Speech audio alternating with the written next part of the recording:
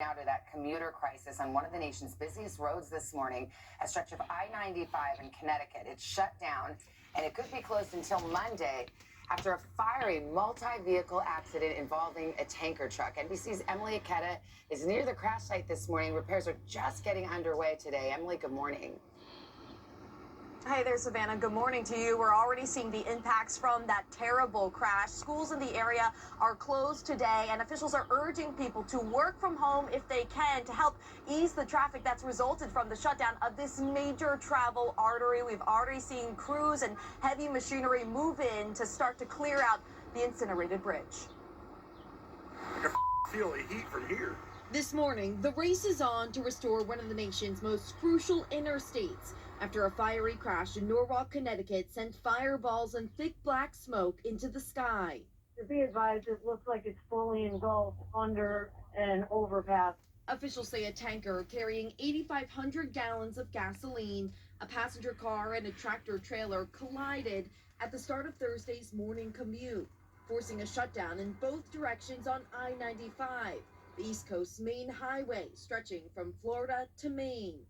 This section of the interstate, just north of New York City, sees more than 160,000 vehicles a day, now all forced onto local roads and other highways, leading to snaking lines of traffic.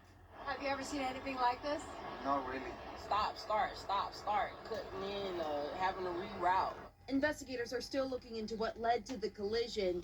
Incredibly, they say, there were no serious injuries. The Fairfield Ave overpasses engulfed. You need to stop all the traffic from traveling over it. But the intense heat from the fire caused irreparable damage to steel beams supporting an overpass. The heat from the burning fuel compromised some of the bridge, so that bridge is going to have to come down. Last summer, a similar gasoline-fueled fire was so intense, it actually caused a section of I-95 near Philadelphia to collapse. While the damage wasn't as severe this time, Connecticut's governor declaring a state of emergency and urging everyone to avoid the area as the repairs ramp up. My recommendation is if you can't stay home, take the train, stay away from the cars. So after the bridge, which is less than 10 years old, is completely demolished, then crews will need to repave this section of I-95. It's expected to open at the earliest on Monday morning. And until then, officials are warning people in the area to brace for horrendous traffic. Trips that typically take 10 minutes have taken some in the area an hour and a half. Now, some good news, there are no reported impacts to the nearby Norwalk River or to air quality. And again, remarkably so, there were no major injuries in that fiery crash. Savannah.